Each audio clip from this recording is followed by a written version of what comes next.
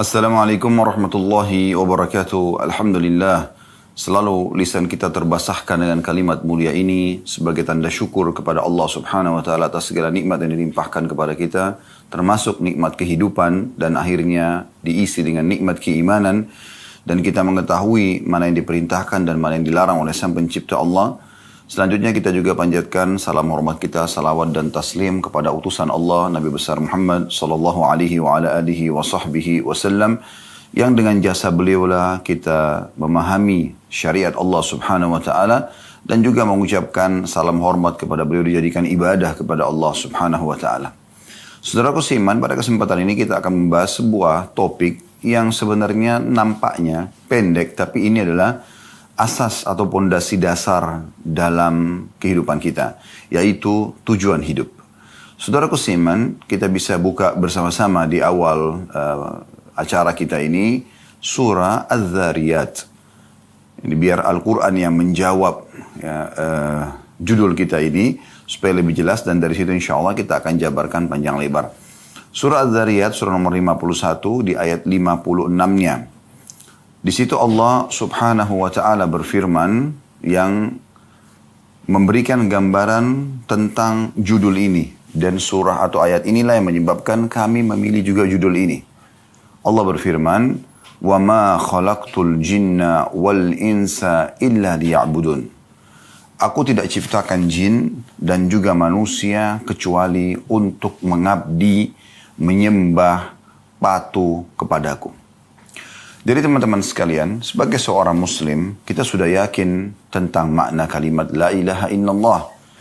Tiada Tuhan yang berhak disembah kecuali Allah. Artinya, teman-teman semua melihat, mengarahkan pandangan matanya ke langit, semua yang dijangkau oleh mata kita di sana, dari burung yang terbang, pergantian siang malam, hujan yang turun, awan, bintang-bintang, atau yang tidak terjangkau oleh mata kita. Mungkin kecanggihan teknologi manusia sampai di hari kita sekarang masih belum bisa menjangkau jenis-jenis bintang tertentu di langit sana. Jadi ada yang belum nampak gitu ya.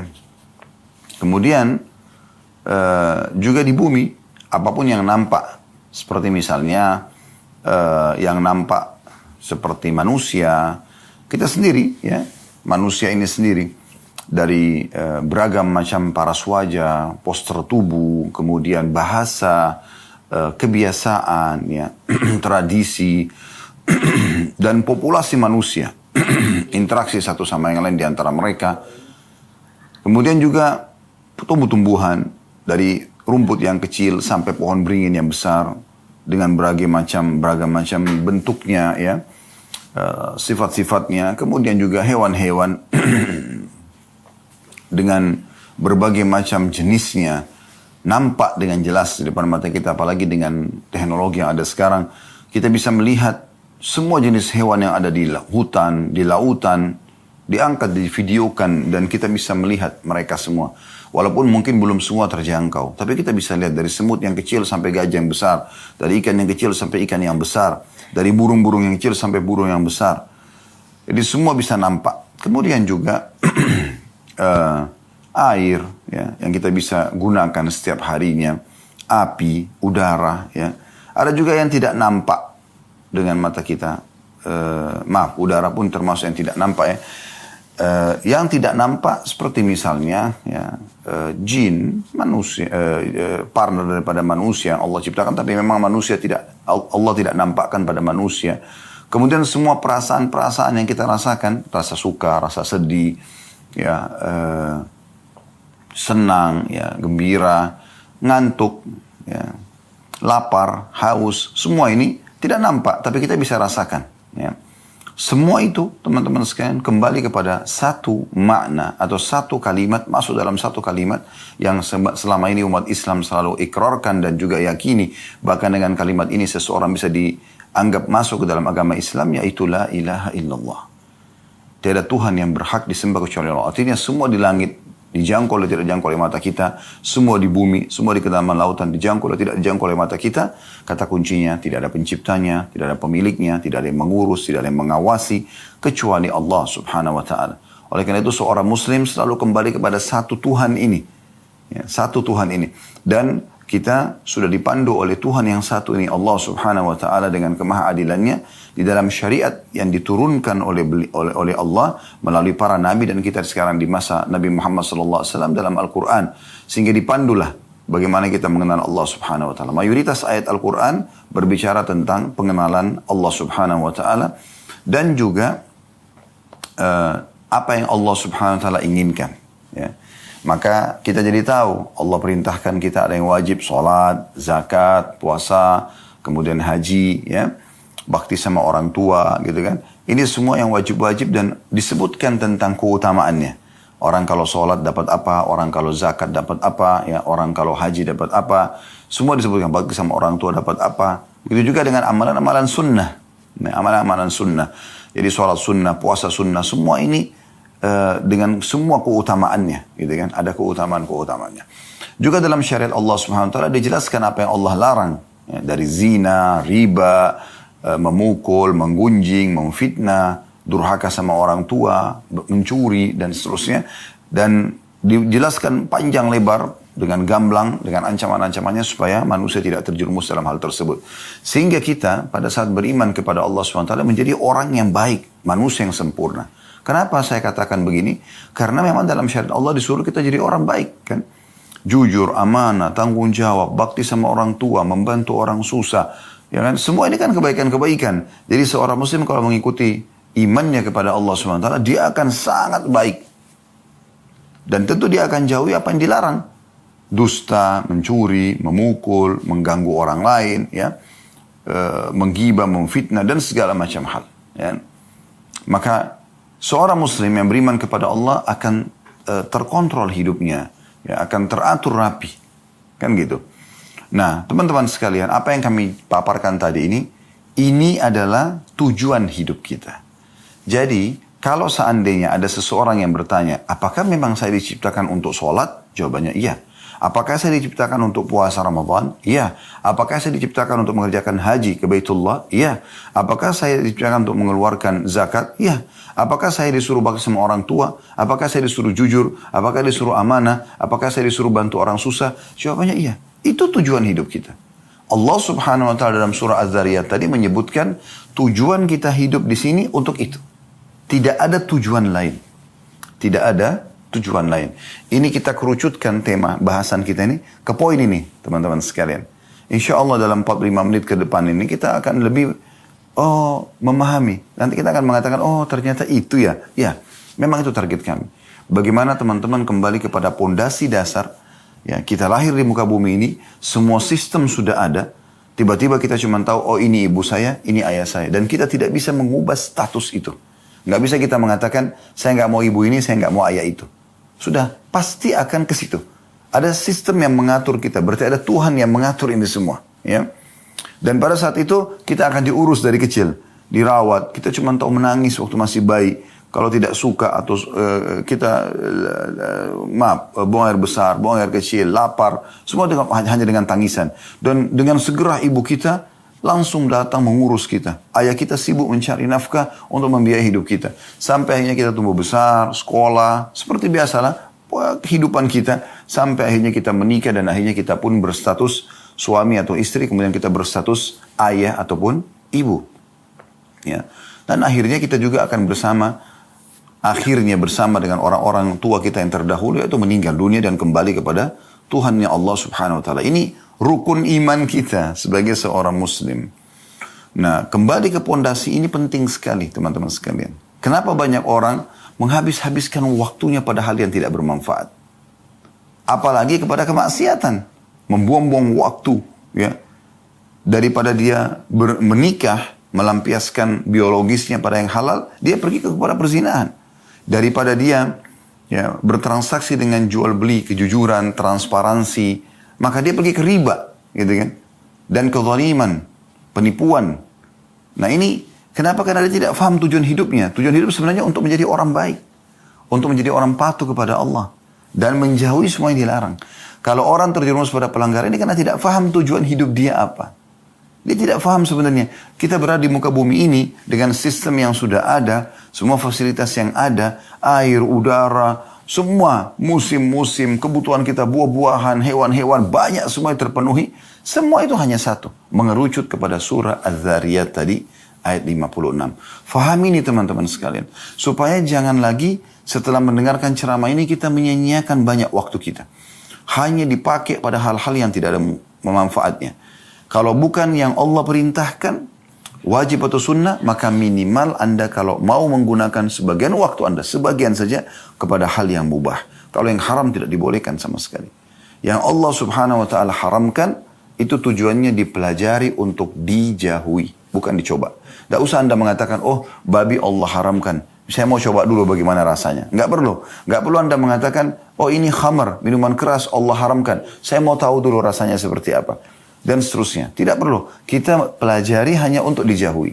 Nah demikian juga dengan hal-hal yang halal. Allah perintahkan, disuruh kita pelajari dan kita boleh nikmati. Dan kita kerjakan. Sholat, puasa, haji dan seterusnya. Dan semua makanan-makanan halal, minuman halal, pakaian halal, pendapatan halal, silakan nikmati. Nah ini pondasi dasar teman-teman sekalian. Pondasi dasar. Banyak sekali manusia lalai dari masalah ini. Sehingga akhirnya terbuang-buanglah waktu. Dan mereka akan menyesal di akhir hidup mereka. Teman-teman bisa lihat, kita buka juga pelengkap daripada bahasan kita, Al-Quran. Silakan buka di aplikasi handphone Anda. Surah Al-Mu'minun. Surah nomor 23, ayat 99. Ya. Sekali lagi, surah Al-Mu'minun, surah nomor 23, ayat 99. Di situ Allah subhanahu wa ta'ala menjelaskan tentang bagaimana nanti orang-orang yang tidak mengetahui tujuan hidupnya, mereka kufur kepada Allah subhanahu wa ta'ala, mereka menghabiskan waktunya selama di dunia yang sangat terbatas, 60-70 tahun setelah itu mereka akan meninggal juga. Sebagaimana para penghuni kuburan, kalau Anda lewat di kuburan, Anda akan lihat itu adalah gundukan tanah dan juga batu nisan. Tapi sadar nggak kita, kalau di dalamnya ada manusia seperti kita, bahkan mungkin lebih cantik, lebih gagah, lebih kaya, lebih berprestasi, tapi toh juga masuk ke dalam kuburan. Bukan cuma mereka, para nabi-nabi pun merupakan utusan Allah juga masuk ke dalam kuburan. Mereka dikuburkan. Kita pun akan seperti itu. Jangan nanti di saat malaikat maut datang mencabut ruh kita, dan kita sudah dibungkus dengan kain kafan, dimandikan oleh orang-orang terdekat kita yang kita tidak bisa memprotes mereka sama sekali. Mereka tinggal membungkus kita lalu membawa kita ke kuburan. Dan sesuai dengan sabda Nabi SAW, kalau anak Adam meninggal dunia akan ikut ke kuburan 3. Akan ikut keluarganya, akan ikut hartanya, dan akan ikut amalnya. Serta akan pulang 2. Yang pulang adalah keluarganya. Secinta-cinta Anda kepada suami, secinta-cinta Anda kepada istri, secinta-cinta Anda kepada anak, anak kepada orang tua, dan siapalah sahabat dengan sahabatnya, mereka paling lama di atas liang lahat itu setengah jam. Setengah jam, mungkin 1 jam paling lama. Tidak akan pernah ada seorang ibu pun yang sangat cinta dengan anaknya, ayah cinta sama anaknya, suami atau istri cinta satu sama yang lain, atau sahabat sama sahabatnya nginap di kuburan itu, tidak ada. Sudah menjadi sistem yang Allah buat, pasti mereka pulang. Walaupun mereka sedih, tapi mereka tidak akan temani kita di sana. Yang kedua, harta. Semewah apapun mobil yang teman-teman miliki, hanya akan parkir di pagar kuburan. Tidak akan masuk ke liang lahat. Juga kalau mobil Alphard Anda, Ferrari Anda dimasukkan ke liang lahat, mau diapakan? Mobil nggak dipakai di kuburan. Kan gitu. Maka semua ini akan pulang. Kerabat Anda akan beraktivitas mengisi sisa umur mereka, tinggal mereka lakukan isi dengan kebaikan atau keburukan, itu tergantung. Kemudian harta Anda akan dibagi menjadi warisan. Yang tinggal bersama Anda apa? Yang ketiga, yaitu amal. Nah yang selama ini teman-teman tidak fahami tujuan dari hidupnya, untuk sholat, untuk puasa, untuk segala macam, di saat itu mereka menyesal. Coba seandainya. Nah perhatikan tadi surah Al-Mu'minun kita bacakan, ya. Allah subhanahu wa ta'ala berfirman, qala rabbirji'un. Orang-orang nanti yang kafir, ya, yang kufur kepada Allah, orang-orang yang tidak pernah mengisi dengan amal saleh, ya. Mereka tidak tahu tujuan hidupnya, foya-foya saja, tiap hari mabuk-mabukan, kumpul-kumpul, tidak ada manfaatnya, tidak ada hasilnya, tidak ada detik-detik yang Allah berikan diisi dengan ibadah, ya. Yang merupakan tujuan dasar tadi surah Az-Zariyat. Dia mengatakan, qala rabbirji'un. Ya Allah, kembalikan aku, gitu kan. Mereka baru engah di saat malaikat maut sudah depan mata mereka, mereka sudah tinggal dicabut ruhnya, baru mereka mengatakan, wahai Tuhanku, kembalikan aku. Hati-hati teman-teman, jangan Anda menjadi orang yang disebutkan dalam surah Al-Mu'minun ini. Itu 99-nya. Ayat 100-nya Allah mengatakan, untuk apa mereka minta kembali? Apakah mereka mau kembali ke restoran favoritnya untuk makan makanan kesukaannya? Apakah mereka kembali untuk kumpul lagi dengan pasangan hidup dan anak-anaknya? Apakah mereka minta kembali untuk meeting bisnis yang miliaran? Apakah mereka kembali untuk mengatur sebuah program-program yang mungkin ya, atau mengaplikasikanlah program yang sudah mereka susun tapi belum sempat dijalankan? Tidak sama sekali. Ya. Mereka mengatakan, la'alli a'malu salihan fima tarakt. Semoga saja di saat engkau kembalikan aku, hai Tuhanku, ya, ke dunia, jangan mati dulu, gitu kan? Agar aku bisa beramal saleh, apa yang aku tinggalkan. Perhatikan, jadi ini tujuan hidup sebenarnya. Di saat kematian baru dia sadari. Ternyata kumpul-kumpul sama keluarga, ya, meeting segala macam, ini pelengkap, ini warna hidup. Tapi tujuan dasarnya adalah mengabdi kepada Allah. Dia berharap kembali ke dunia untuk beramal saleh yang dulu dia sia-siakan. Lalu kata Allah apa? Kalla, innaha kalimatun huwa qailuha. Nggak mungkin, kata Allah. Itu hanya perkataan yang terucapkan di lisan. Wa min waraihim barzahun ila yaumi yub'atsun. Dan di belakang mereka ada barzakh, kehidupan barzakh, ada dinding pemisah antara mereka dengan dunia. Mereka nggak bisa lagi. Nggak ada lagi kuburan terbuka, orang yang mati bisa keluar beraktivitas lagi seperti kita, nggak ada lagi. Ya. Dan tidak ada itu yang sering digambarkan, maaf, di sinetron-sinetron kita, sebagian sinetron pocong bisa keluar, kuburan terbuka, lalu mengganggu orang atau keluar. Itu tidak ada lagi. Mustahil. Kalau itu terjadi, maka mungkin setiap kita akan diketuk rumahnya oleh orang tua yang sudah meninggal. Atau tetangganya. Tapi tidak ada dalam Islam semua itu. Itu perusakan akidah yang harus diluruskan, ya. Jadi teman-teman sekalian, orang baru menyadari di saat dia meninggal, oh ternyata ini tujuan saya hidup. Ya. Sekarang saya kasih contoh rasional. Kalau teman-teman, misal kita anggap di titik ini, tiba-tiba ada malaikat maut di depan mata kita. Dan itu pasti terjadi, demi Allah akan terjadi teman-teman. Saya bukan menakut-nakuti, tapi kita pasti akan begitu. Saya atau Anda lebih dulu, kita semua sedang menuju ke liang lahat kita. Di saat malaikat maut itu datang, antara Anda sama malaikat maut itu, saya saja di ruangan ini, di studio ini, bisa tiba-tiba lihat malaikat maut. Anda semua tidak tahu. Kan begitu orang kalau mau meninggal, kan tidak ada yang bisa lihat malaikat maut. Allah hijab matanya, tidak bisa dia lihat. Tapi tiba-tiba, seperkasa apapun ya, orang itu, sepintar apapun dia, sekaya apapun dia, pada saat itu hitungan detik dia akan meninggal. Ruhnya dicabut, selesai. Itu fakta. Gitu kan? Pastikan. Sebagaimana Allah sebutkan dalam surah Al-Imran, kullu nafsin za'iqatul maut, semua jiwa pasti akan mati. Tidak mungkin tidak gitu. Nah, di saat Anda menghadapi kematian tersebut, ya, malaikat maut misalnya menyampaikan kepada Anda, wahai fulan, Allah masih memberikan sekarang kamu kesempatan setengah jam. Setelah itu saya akan cabut ruh kamu. Kira-kira teman-teman, saya ingin tanya, coba bayangkan ini. Saya mau tanya, kalau setengah jam itu Allah berikan kesempatan, apa yang akan Anda lakukan? Saya kembali mengingatkan tadi apa yang saya ulangi. Apakah Anda akan cari lagi makanan favorit Anda yang setiap hari Anda sibuk mencari restoran makanan favorit tersebut? Padahal sebenarnya seorang muslim, makan yang ada, syukuri yang ada, kan gitu. Walaupun boleh, bukan tidak boleh kita mencari makanan kesukaan kita. Tapi jangan berlebihan teman-teman. Ada orang kadang-kadang untuk mengejar kuliner aja sampai sekian jam naik mobil. 3 jam, 4 jam gitu kan. Hanya untuk mengejar sebuah kuliner. Kalau kita kebetulan ke sana, makan. Nggak masalah. Nikmatin yang halal. Allah bolehkan itu.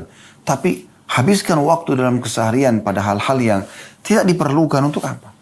Toh juga makanan itu rasanya di mana? Di ujung lidah. Anda bisa rasakan, oh ini sambal, oh ini rendang, oh ini ayam, oh ini nasi. Di ujung lidah. Kalau sudah lewat sepertiga jari kita, ini kan ada garis-garis ini. Sepertiga jari ini ke tenggorokan, kira-kira teman-teman, Anda masih bisa nggak membedakan mana ayam, mana rendang tadi, mana sambal, mana nasi? Udah nggak bisa. Dia masuk ke tubuh selesai. Berarti makanan itu cuma di ujung lidah kan? Silakan nikmati. Tapi jangan berlebihan. Karena Allah bolehkan kita makan dan minum. Yang penting halal dan thayyibah. Dibolehkan oleh Allah dan juga thayyibah. Tapi sesuai dengan kebutuhan. Makanya Nabi SAW mengatakan, wahai anak Adam, makanlah sesuatu yang bisa menopang tulang belakangmu agar engkau bisa berdiri, bisa beraktivitas. Jangan berlebihan. Dan kita tahu juga secara medis kita dilarang makan terlalu berlebihan. Kan begitu? Itu contohnya. Tapi memang ada batasannya teman-teman. Allah kasih kita batasan. Seenak apapun makanan itu. Misal kita suka sekali nasi goreng tertentu atau apalah nasi campur. Apalah kira-kira makanan yang kita suka. Berapa banyak kita bisa makan? Sepiring, dua piring itu sudah kenyangnya luar biasa. Ya. Terus selesai habis itu. Sekarang pakaian misalnya. Berapa lembar Anda bisa pakai? Selembar, 2 lembar. Sebanyak apapun pakaian Anda miliki. Apakah Anda bisa pakai semuanya sekaligus? Gak bisa. Ada batasannya kan? Kalau Anda pakai 5 lapis baju sekalian, orang tertawain Anda. Di musim dingin pun, orang mungkin pakai baju kaos, 1 baju luar, dan 1 lagi baju. Mungkin 3 lembar itu pun di saat tertentu, di musim dingin yang sangat gitu. Tapi kalau kita di Indonesia nih, mau pakai berapa lembar baju? 1 baju kaos, 1 baju luar, selesai. Ini gak bisa kita pakai banyak-banyak. Itu juga sepatu. Anda punya sepatu sampai 40 sepatu, 30 sepatu. Untuk apa gitu? Oh Anda pakai 1, 2. Kecuali untuk kebutuhannya. Misalnya ada untuk olahraga, ada untuk aktivitas, ada untuk ini. Bisa 3, 4, mungkin 5 orang. Tapi ada orang subhanallah punya koleksi sepatu. Baru sekarang banyak. Harganya mahal-mahal. Ya mungkin kalau digabungin bisa bangun 1 masjid buat amal soleh dia. Mohon maaf, saya bukan menyinggung siapapun karena saya tidak tahu siapa saja yang hadir di sini. Cuman saya coba mengajak Anda berpikir di waktu-waktu yang sempit kita ini, hanya sekitar 45 menit kita menyampaikan pesan-pesan ini, supaya kita merenungi sama-sama. Berarti saya tidak boleh pakai sepatu bermerek Ustaz? Boleh. Boleh, tapi jangan berlebihan. Saya tidak boleh makan makanan enak Ustaz? Boleh, cari restoran terbaik, tapi jangan berlebihan. Gitu. Boleh, saya tidak boleh pakai pakaian yang bermerek? Boleh, tapi jangan berlebihan. Jangan menjadikan target utama. Contoh misal, pecinta-pecinta dunia ini, kalau dia mau makan di satu restoran. Lalu kebetulan dia pergi ke sana, tutup restorannya. Kecewanya luar biasa, sampai menjadi bahan cerita mungkin seminggu dengan teman-temannya. Kenapa akhi dan ukhti? Hanya karena tidak bisa makan di situ? Baik, nanti kita bisa makan. Oh, saya kemarin ke restoran sana tuh nggak dapat, tutup, sayang bener. Loh kenapa? Mau beli baju, ternyata bajunya habis, kehabisan stok. Oh, itu baju merek, bagus gini, saya mau. Akhi dan ukhti, mudahkan kehidupanmu. Bukan itu tujuan utama. Tujuan hidup bukan itu. Justru kamu harus merasa sedih di saat kamu tidak sempat sholat subuh, tidak sempat sholat duhur, asar, maghrib, isya, atau telat dari waktunya. Karena sholat kan harus tepat waktu, tepat gerakan, dan tepat bacaan. Kan ini 3 khusyuk ini. Ya. Ada yang luput di sini, Anda sedih. Ini wajar Anda sedih. Bayangkan teman-teman, Nabi SAW mengatakan, rak'atai fajr khairu minad dunya wa ma fiha. 2 rakaat sholat sunnah fajr lebih baik daripada dunia dan seluruh isinya. Coba, itu nilai. Kenapa Nabi SAW mengatakan lebih baik daripada dunia dan seluruh isinya? Karena memang itu yang kita butuhkan di kuburan kita. Itu yang kita butuhkan di akhirat kita. Semua ini dunia cuma pernak-perniknya. Kan gitu. Maka jangan berlebihan. Jangan keluar dari tujuan hidup kita yang sebenarnya. Ya. Lalai. Bahkan ada orang disayangkan sekali sudah sampai pada umur tua pun. Di atas 40 tahun itu sudah harus ada peringatan-peringatan yang luar biasa. Itu masih saja lalai.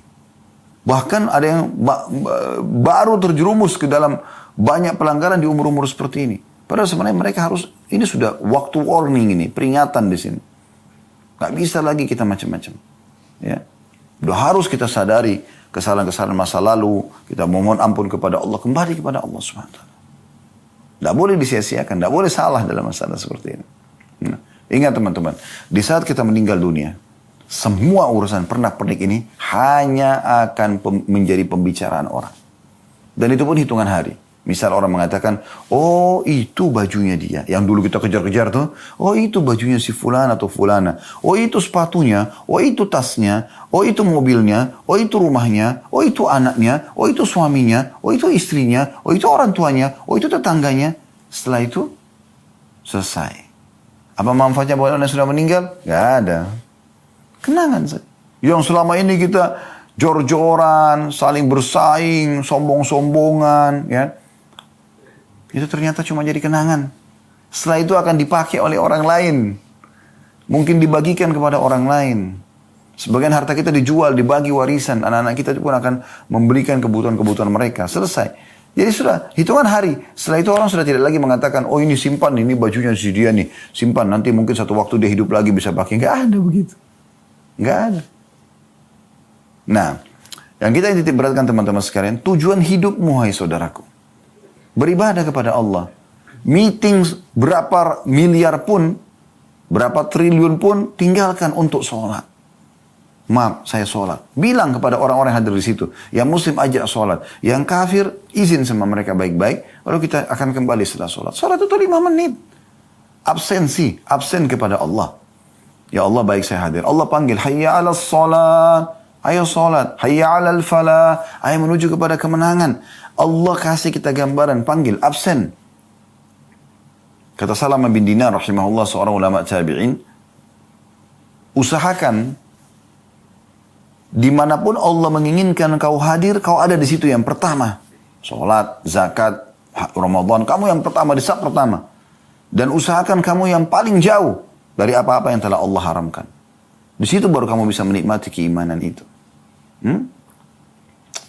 Sisi lain teman-teman sekalian. Ada juga ya, pelengkap dari surah Al-Mu'minun ini, ada surah Al-Munafikun. Ayat terakhirnya. Di situ juga orang-orang ada yang menyesal, gitu kan. Surah Al-Munafikun ini jelas Anda tinggal cari di daftar isi. Lihat di akhir-akhir ayatnya. Allah mengatakan wa anfiqu mimma razaqnakum min qabli an ya'ti ahadakumul maut fayaqula rabbi laula akhartani ila ajalin qaribin fa asaddaq wa aku minas salihin. Kata Allah SWT, infakkan, segera keluarkan harta-hartamu di jalan Allah Subhanahu wa taala sebelum datang kepada seseorang dari kalian kematian. Lalu dia berkata pada saat itu, wahai Tuhanku, terlambatkan beberapa saat dulu kematianku. Untuk apa? Untuk makan makanan favorit, untuk kumpul sama teman-teman, untuk biologis dengan pasangan? Nah. Fa'as-saddaq, agar aku bisa bersedekah. Wa aku minas salihin, dan aku menjadi orang-orang saleh. Tapi Allah mengatakan, wala yuakhirallahu nafsan idza jaa ajaluha. Allah khabirun bima ta'malun. Allah tidak akan pernah menerlambatkan ajal seseorang kalau datang, dan Allah akan memberitahukan apa yang kalian kerjakan. Akhir surah Al-Munafikun. Ini pelengkap tadi yang surah Al-Mu'minun ayat 99 sampai tadi 101 gitu kan. Jadi teman-teman sadari poin ini. Tujuan kita mengadakan Zoom, taklim Zoom ini pada waktu ini, dan Anda pun meluangkan waktu, saya meluangkan waktu, mungkin kita punya aktivitas yang lain. Semua tidak ada lain kecuali untuk menyadari tujuan hidup kita apa. Dan tidak ada yang bisa menyelamatkan diri kita kecuali kita sendiri, teman-teman sekalian. Allah Subhanahu wa taala mengingatkan dalam Al-Qur'an, "Innallaha la yughayyiru ma biqaumin hatta yughayyiru ma bi anfusihim." Allah tidak akan mengubah nasib satu kaum sampai mereka mengubah nasib mereka sendiri. Kalau Bapak Ibu tidak segera menyelamatkan dirinya, menyadari masalah ini, maka pastikan teman-teman sekalian, kalau Anda akan menyesal nanti di akhir ajal nanti. Dan ingat teman-teman, jangan pernah bangga dengan amal soleh yang pernah kita kerjakan. Oh, saya sudah sekian kali haji, sudah sekian kali umrah, umur saya sudah sekian puluh tahun, saya sudah berapa kali sholat, ya saya sudah bakti sama orang tua saya. Jangan pernah berbangga dengan itu. Karena Anda tidak pernah tahu apakah itu sudah diterima dengan pahala sempurna atau tidak. Oleh karena itu kita selalu disuruh berbuat amal soleh setiap hari selama ajal kita belum datang. Kenapa teman-teman kita selalu sholat tiap hari? Kenapa kita selalu baca bismillah setiap kali mau makan dan minum? Kenapa enggak sekali seumur hidup saja? Karena memang kita butuh memperbanyak amal soleh tersebut, dan kita bersaing di situ untuk mendapatkan derajat tertinggi di surga nanti, di akhirat nanti. Teman-teman sekalian, saya ingin masuk kepada poin, lalu apa yang harus saya lakukan agar hidup saya ini sesuai dengan tujuannya. Yang pertama, teman-teman sekalian, bersyukur kepada Allah Subhanahu wa taala atas nikmat kehidupan yang Allah berikan ini. Dan syukur caranya adalah dengan menggunakan nikmat kehidupan ini pada ketaatan kepada Allah. Nah itu bentuk syukur. Dan tidak masuk akal teman-teman sekalian, orang yang bersyukur kepada Allah dia gunakan untuk bermaksiat. Kan gitu. Anda kalau diberikan kebaikan, ada jasa dari seseorang yang lain, tidak masuk akal kalau Anda balas dengan kejahatan kan. Harusnya Anda balas dengan kebaikan. Ya, Anda berterima kasih pada dia, Anda memuji-muji dia, Anda membalas mungkin ya dengan kebaikan-kebaikan. Nah, tanpa menyamakan Allah dengan makhluknya, kita harusnya begitu. Tanda syukur kita kepada Allah harusnya kita gunakan di atas ketaatan kepada Allah subhanahu wa ta'ala. Ada statement yang menarik ya, dari Ibnu Qayyim rahimahullah. Beliau mengatakan, asyukur zuhur athar ni'matillahi ala lisan abdihi, thana'an wa'tirafan. Syukur itu, ya, itu adalah nampak dari lisan seorang hamba sebagai bentuk bekas nikmat Allah dengan puji-pujian dan mengakui sebagai nikmat. Wa ala qalbihi syuhudan wa mahabbah, dan dalam hatinya ada kesaksian kalau ini memang nikmat dari Allah, dan juga mencintai pemberi nikmat itu. Wa ala jawarihi inqiyadan wa ta'ah, dan anggota tubuhnya itu menunjukkan tentang bagaimana dia tunduk dan patuh kepada Allah subhanahu wa ta'ala. Jadi tidak masuk dalam syukur itu teman-teman kalau orang itu justru melakukan kemaksiatan kepada Allah. Dan sederhana, teman-teman faham nggak atau sadari nggak? Maaf, saya bukan menggurui. Kalau ibadah itu punya kenikmatan. Dulu di majelis ilmu seperti ini, dengarkan ceramah itu punya kenikmatan. Kenapa Anda tidak lakukan setiap hari? Kenapa hanya 45 menit atau 1 jam? Tentu waktu kita sekarang segitu, tapi Anda bisa ulangin kan? Di playlist YouTube kami, kalau Anda datang ke channel YouTube kami, Khalid Basarma Official, ada playlistnya. Setelah beranda, ya, ada home itu, kemudian ada playlist. Anda klik, ada 25 lebih ya, seingat saya kajian kitab di sana. Anda bisa privat bersama kami. Anda tinggal pilih kitab mana, ya. Dan kitab yang paling mahal itu 150 ribu rupiah saja harganya, Minhajul Muslim. Itu 1000 lembar. Semua sudah kami bedah kecuali ya bab warisan saja. Anda bisa ikutin setiap hari Anda dengarkan. Hari Senin misalnya Anda jadwalkan untuk belajar Minhajul Muslim. Hari Selasa Anda ingin belajar hadis, ada Sahih Targhib Tarhib, ada Riyadhus Shalihin, ada Sahih Hadis Qudsi. Ada banyak pilihannya ya. Ada Bulughul Maram, itu fikih hadis ya. Kemudian juga hari Rabu misalnya Anda mau belajar ya, dosa-dosa besar, ada Al-Kabair. Sudah 140 lebih dosa-dosa besar yang kita sudah bahas gitu kan. Dari durhaka sama orang tua, berbuat syirik, membunuh, berzina, riba dan seterusnya. Banyak di situ Anda bisa dengarkan. Kurikulumkan sehingga nanti Senin depan Anda cuma kembali kepada Minhajul Muslim. Hari Selasa Anda cuma kembali kepada kajian kitab hadis. Ya, Selasa depan. Hari Rabu Anda cuma mendengarkan dosa-dosa besar. Hari Kamis misalnya Anda mau belajar masalah rumah tangga. Kami ada bedah buku mahkota pengantin. Ada juga bedah buku lanjutannya begini dan mendidik anak dalam Islam. Kemudian hari Jumat misalnya Anda ingin mendengarkan sejarah Nabi. Ada 40 sekian, 50 sekian episode ya, seingat saya. Kemudian juga ada serial-serial sahabat ya. Ada 40 lebih juga sahabat, biografi mereka, perbuatan amal-amal mereka, supaya kita mudah contohin gitu petuah-petuah mereka dan seterusnya. Misalnya hari Sabtunya misalnya Anda ingin belajar tentang contoh misalnya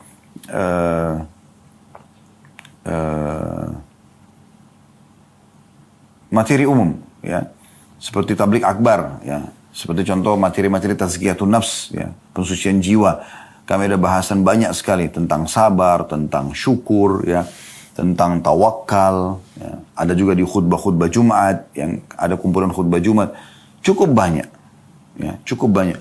Nah itu semua teman-teman Anda bisa pelajari, bisa jadikan sebagai kurikulum. Contoh. Ya. Begitu juga ada kenikmatan sendiri Anda, ada kepuasan dalam jiwa. Di saat Anda mengerjakan ibadah apapun yang Anda tahu itu ada keutamaannya. Makanya kami selalu tekankan, teman-teman kalau mau kerjakan satu bentuk ketaatan kepada Allah, jangan kerjakan sampai Anda tahu janji Allah apa di ibadah tersebut. Misalnya, Anda mau rajin bersedekah. Bagaimana caranya? Supaya rajin Anda baca janji Allah di sedekah itu. Anda ketik di Google, keutamaan sedekah. Coba baca artikel-artikel situ. Anda ketik di YouTube, keutamaan sedekah. Banyak sekali ustadz-ustadz, kiai-kiai kita menceritakan tentang masalah sedekah. Anda bisa dengarkan. Maka itu akan jadi motivasi buat Anda. Atau Anda beli buku. Seperti Riyadhus Shalihin tadi yang sudah saya sebutkan. Anda bisa beli semua itu isinya keutamaan-keutamaan. Sahih Targhib Tarhib yang kita bedah di setiap hari Jumat itu juga ada keutamaan semuanya isinya. Ya.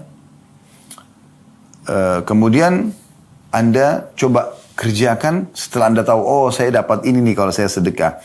Saya dapat ini nih kalau saya sholat malam, kalau saya sholat duha. Maka Anda termotivasi untuk mengerjakan itu. Nah ini poin yang perlu untuk digarisbawahi ya.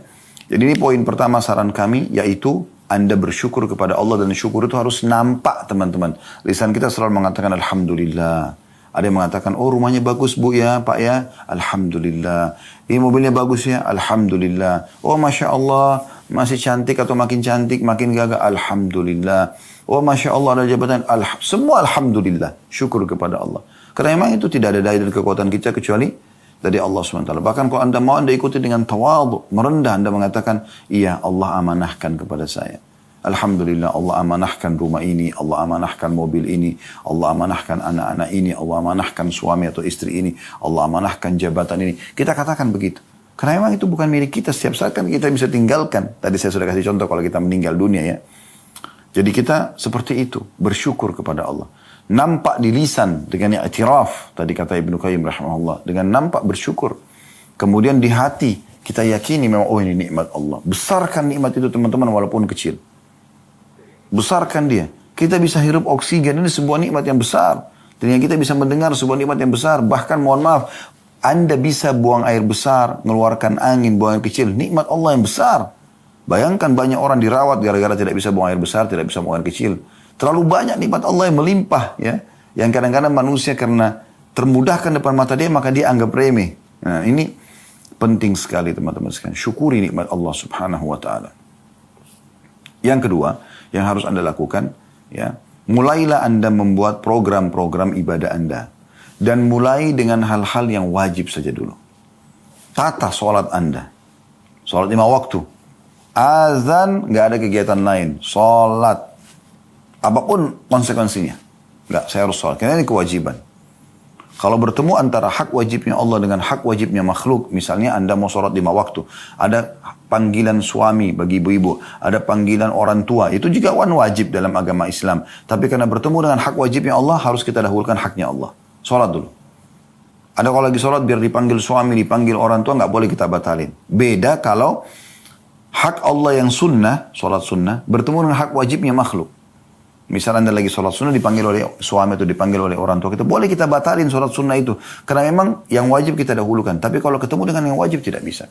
Tata hidup Anda, ibadah Anda mulai dari yang wajib. Tingkatkan kualitasnya dan tingkatkan kuantitasnya bagi yang bisa ditingkatkan kuantitasnya. Ya, maaf, kuantitas di wajib ini tidak ada.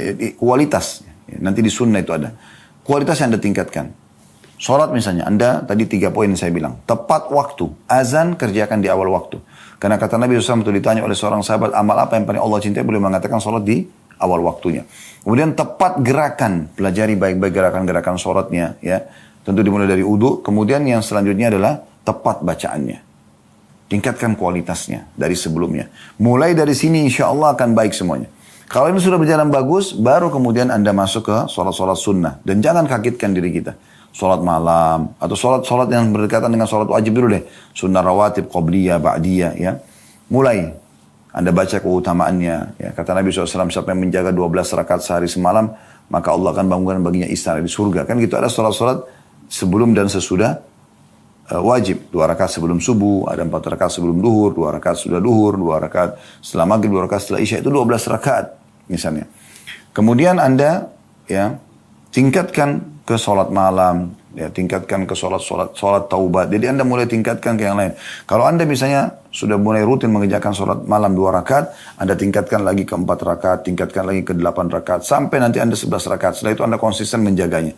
Nah, di sini, di sholat sunnah, tadi saya bilang ditambah. Selain kualitas, Anda tingkatkan kuantitasnya. Kuantitas maksudnya apa? Tadi kalau 2 rakaat, Anda jadikan 4 rakaat. 4 rakaat Anda jadikan 6 rakaat. Terus sampai sempurna.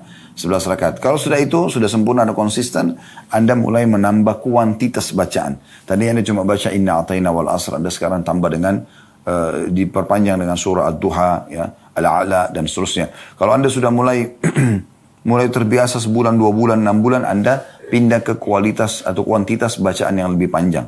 Di sholat-sholat sunnah teman-teman, fatwa ulama sudah membolehkan kita memegang mushaf, memegang Quran, atau memegang aplikasi Al-Quran di handphone kita. Sambil baca dari awal Al-Baqarah sampai khatam nanti dengan sholat malam Anda. Kan gitu, ini boleh. Baik, ini sholat. Misalnya terus Anda pindah ke puasa Ramadan. Ya. Anda jaga kualitasnya. Ramadan yang lalu apa yang kurang Anda sekarang sempurnakan. Ibu-ibu yang masih punya utang-utang Ramadan jangan ditunda-tunda. Usahakan pada saat sudah selesai Lebaran Idul Fitri, Anda sudah langsung masuk ke masuk ke kalau Anda sudah kerjakan puasa Ramadannya, Anda mungkin ada hal-hal yang utang Ramadan tadi. Kalau Anda punya utang dulunya Anda suka tunda-tunda sampai menjelang Ramadan akan datang, sekarang Anda kerjakan lebih cepat. Ya, begitu selesai Lebaran Anda sudah langsung bayar utang Anda tanpa Anda utang, supaya kalau Anda meninggal tidak ada beban, gitu kan? Kemudian kalau sudah Anda mulai pindah ke puasa-puasa sunnah, Senin, Kamis, Ayyamul Bid, ya, Anda coba lakukan, tingkatkan. Ini harus Anda sendiri yang lakukan. Begitu juga dengan zakat, setahun sekali. Baik, ada zakat, ada sedekah. Kalau sedekah setiap hari kita dianjurkan. Ada haji, sekarang setahun sekali, ya kan? Dan ada umrah yang bisa kita kerjakan sepanjang tahun. Maka ini semua buat program hidup Anda, mulai dari yang wajib, kemudian Anda sempurnakan dengan yang sunnah. Yang ketiga teman-teman sekalian, jauhi semua kemaksiatan. Tutup semua keran-kerannya. Dimulai dari yang wajib. Dimulai maksudnya yang haram. Ya, dimulai dari yang haram. Ya, ini harus difahami baik-baik. Jadi apapun yang haram Anda tinggalkan. Tidak boleh sama sekali Anda biarkan pintu terbuka. Masa lalu biarkan berlalu. Setelah taklim ini tidak boleh lagi.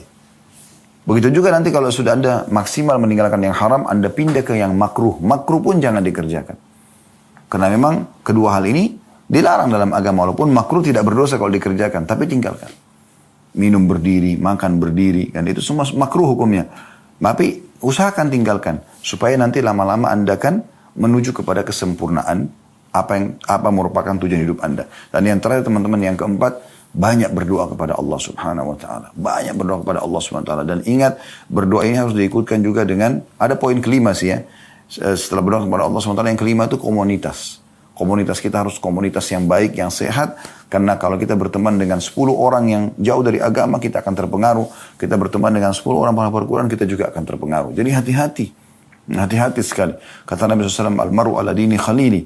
Seseorang sesuai dengan agama temannya atau lingkungannya. Falyanzur ahadukum ila man yukhalil, maka harus kalian melihat siapa yang kalian jadikan sebagai teman kalian.